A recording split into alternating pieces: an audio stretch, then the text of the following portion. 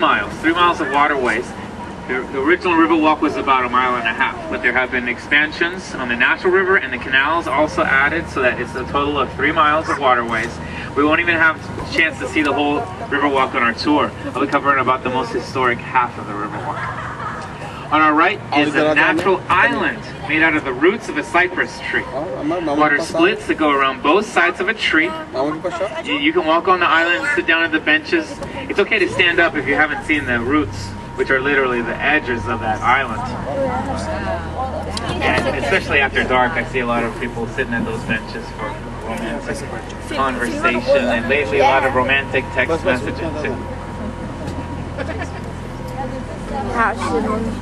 Yeah, there was definitely a history of flooding. Great question about flooding.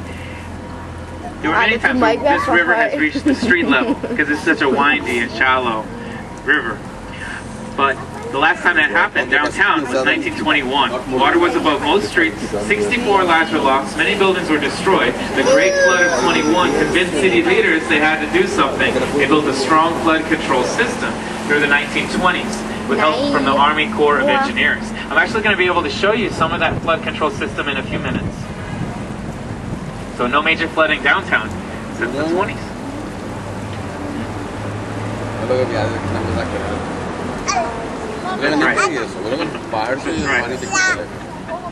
A lot of the buildings by the Riverwalk's edge are hotels today, dozens of hotels. I'll point out the most unique buildings. Like high up to the left is a tall yellow or a tall office building with yellow top levels lit up. It has gargoyles at the top corners. Those are the gray objects or golden objects that are poking out from the edges. With their mouths open, they're monsters, gargoyles.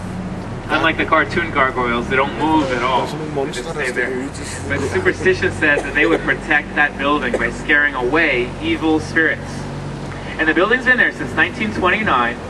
I don't know of any evil spirits that have been affecting it in its 80 years. More details and part of its neo-Gothic architecture are coming up around the second floor windows on our left. So you want to look just over the trees on the left. But below the second floor windows, there are small faces there. See those faces of witches and faces of demons. Just over the trees, they're called grotesques. And just like the gargoyles at the top, the superstition says they would protect that building. Supposedly they scare away evil spirits. So if you're superstitious, you might want to get some ugly faces around your office.